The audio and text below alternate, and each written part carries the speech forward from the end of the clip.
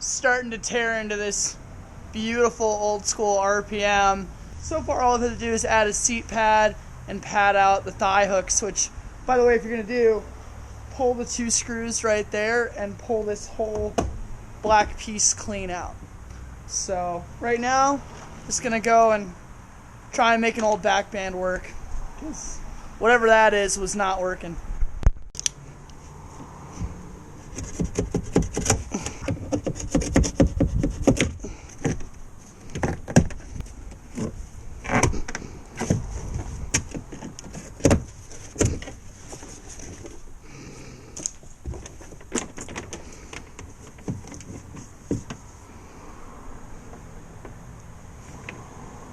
Alright, so racing in the dark, but here we are with the full seat, full pad, whole ratchet system all done. That should make this whole process of testing this boat and enjoying this boat so much better. So this is the RPM that I'm going to be using for the review. For starters, I'm going to assume that a lot of you guys that are playing with RPMs are going to be paddling old school ones that you found on the used market, and that's what this one is. This is a super old school, one of the early runs where the night guys, as I understand it, used to do custom art while they were waiting for the molds to come out.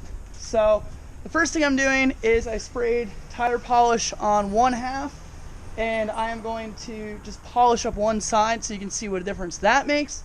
Something that if you're just going to beat the piss out of one of these boats, no point in doing, but if you're actually got a pretty one and you want to restore it because the whole point to you is that it's an old school boat and you want to show it off, we're going to see what difference that makes. The next thing you're probably going to want to look at is the seat. Now originally I was going to go full contour outfitting and completely update this boat, but in talking to a bunch of people who paddle these a lot, they all said leave the original seat, maybe slide it further back, and just pad it out. So this is the pad from my fluid boat where I ripped the whole seat track out and basically chucked it, and the backband from that boat. So the reason I picked that backband is because it has 4 points of attachment, a top and bottom on both sides. My experience from these old school boats was that that made a huge difference in pulling the seat straight forward and straight back, but really it's a nitpicky thing just because that's who I am.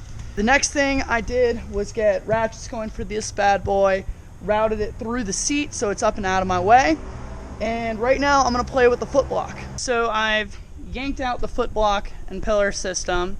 Here it is, staged on top of the boat. And really shouldn't be any surprises. You know, you've got a block, the threads line up to those bolts, slides back and forth.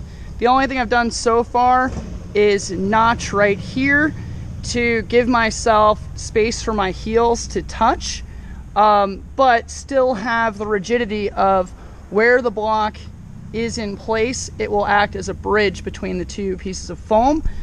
That is super important. There was a fatality on the green last year, which was directly related to pulling the block and pillar out and not leaving any rigidity in the boat, and it crushed a guy who wasn't able to get back out. So my problem now is when I got the boat, it was set to like the 2nd or 3rd bolt hole, and I'm all the way up at like 8, 7. So what I'm going to do is take advantage of that situation, because as this came back, the gap around the block got really big, and that starts to become a kind of an issue with if your toes went around it, you could get hurt. So I dug out a Liquid Logic Blue Hoss from 2006 foot block for up front, and I am going to shape it to fully fit around there. And then what I'm thinking I'm also going to do is I'm going to flare these out at 90 and then back to give me more space around that bar, so it's not like pinching my feet in. The other option is, of course, to put a modern style contour football system in there, but I'm going to try and play with this before I go all in, see what happens. So looking inside the boat, that's about where my foot block is going to sit, and you can see I've got more than enough space to get a toe in all the way around. So if I add about ½ an inch or so in every direction to the outline of that foot block, that's pretty much going to have me safe, but still give me 1 notch or so forward travel if I need it. Should be good. Now, the other thing I was talking about was, if you look at the gap from the wall of the boat to where it's actually going in, when I was paddling it, my toes were riding hard against there. So what I'm tempted to do is bend the aluminum 90 by ½ an inch and then back again and make it scrape down the side of the boat and just give me that little extra toe room, because a little bit of toe room here means more heel room down here, and it makes a huge difference for comfort. Already flared the aluminum. I did that by using a piece of ply with the right thickness as a spacer. Bent back, bent forward, boom, you're all set. Now,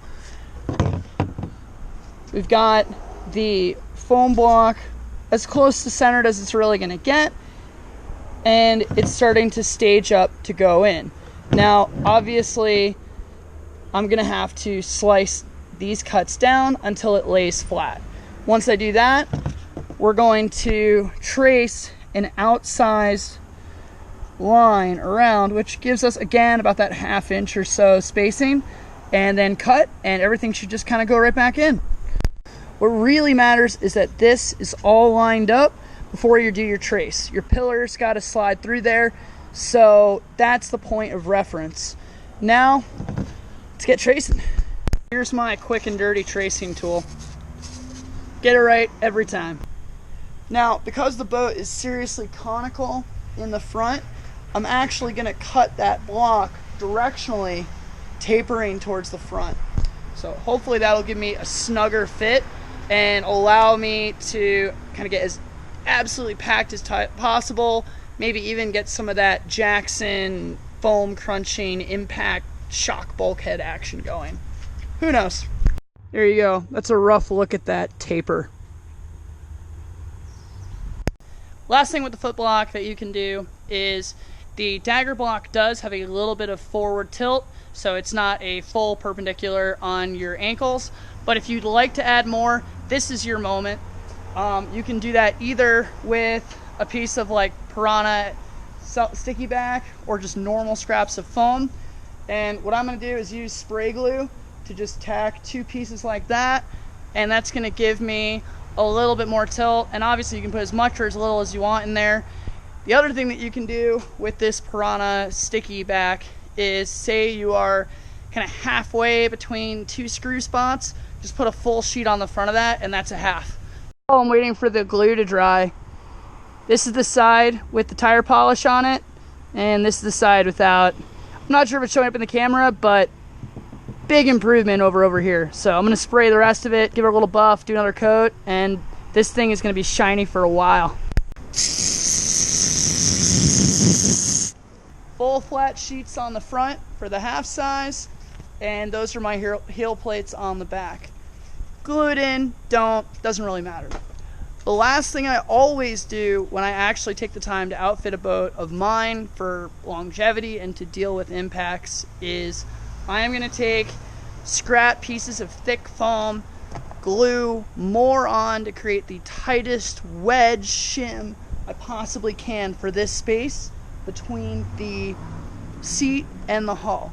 And I want to evenly wedge as much foam as I possibly can, and I mean, like, I'll put it in with a mallet tight to stiffen up the seat and prevent it from swaying. A lot of times that's what ultimately just makes these boats unpaddleable, is when the seat starts swaying around. That will forever fix that, A. And then B, in this old boat, I've only got 1 seat bolt on each side. Standard now is 2, and rather than drill out another one and go through all that nonsense, this will basically take care of the job. Someday, I may well notice that that spot is getting weak or that I've broken through.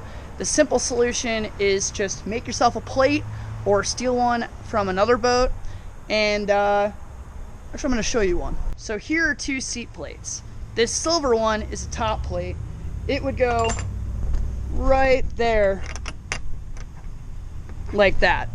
Now, the bottom one, this brass one, it's threaded and it has nubs. It would go inside your seat. So what you would do is use the top as a template, drill through, find bolts to match this.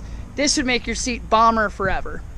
Last thing I did in this boat is I decided, since these ropes are going to be down on the top of my leg and this is a bit long, I went and changed out to a ladder out of the front of a snowboard binding, which is a little stiffer and about 1.5 inches shorter. And then I also put the ropes inside of webbing. Now, the reason I did a 2-rope system on this is I have a bunch of experience with the weirdness that comes out of the 8-point attachments on these old school boats. And if you notice, when I tighten, the back is going to stop, and then the top is going to keep pulling over the top and pushing me further and further forward. So yeah, that's my trick. I'll put a link on how to do that right here, and enjoy. Again, this RPM outfitting is all going towards an RPM review, and that'll be out hopefully in a couple weeks. Woo!